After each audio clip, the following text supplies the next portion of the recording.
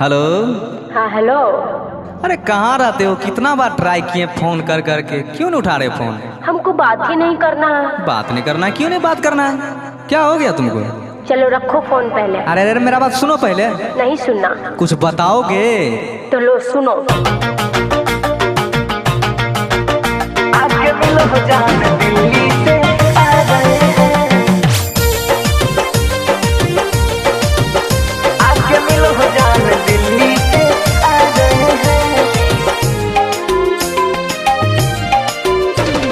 जनवरी में जान कितना मिस किए थे, दोगे मुझे किस ऐसा विश किए थे।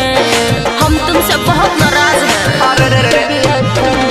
जनवरी में जान कितना मिस किए थे, दोगे मुझे किस ऐसा विश किए थे। तोरे टेंशन, अच्छा तोरे टेंशन में हम दोबारा गए हैं। क्या? तोरे टेंशन में हम दोबारा गए हैं। सोचो। आके मिलो हो जान दिल्ली से आ गए हैं। आके मिलो हो जान दिल्ली से आ गए हैं। क्या सच में आ गए हैं? आके मिलो हो जान दिल्ली से आ गए हैं। Music by Shiv Manmohan.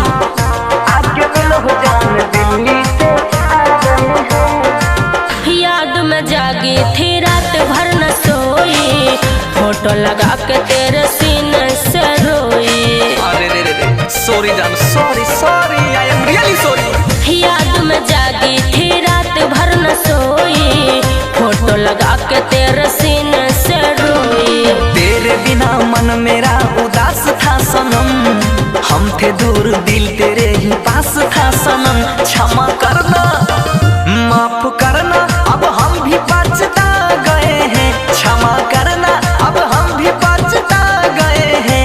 आके मिलो हो जान दिल्ली से आ गए हैं। आके मिलो जान दिल्ली से आ गए हैं। I am Bihar.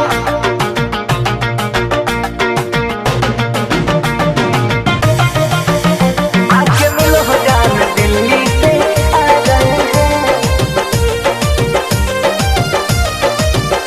आके मिलो हो जान दिल्ली से आ गए हैं।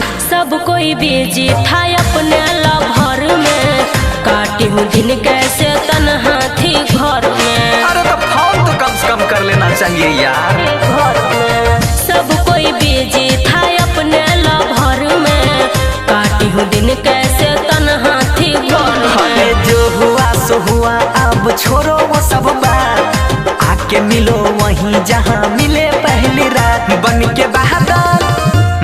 के बादल सुमन के दिल पे छा गए हैं। बन के बादल सुमन के दिल पे छा गए हैं। बंसी मनीष सन दिल्ली से आ गए हैं। आई के मिले जान दिल्ली से आई गलिया। I am come in Bihar my darling. आके मिलो मिलो।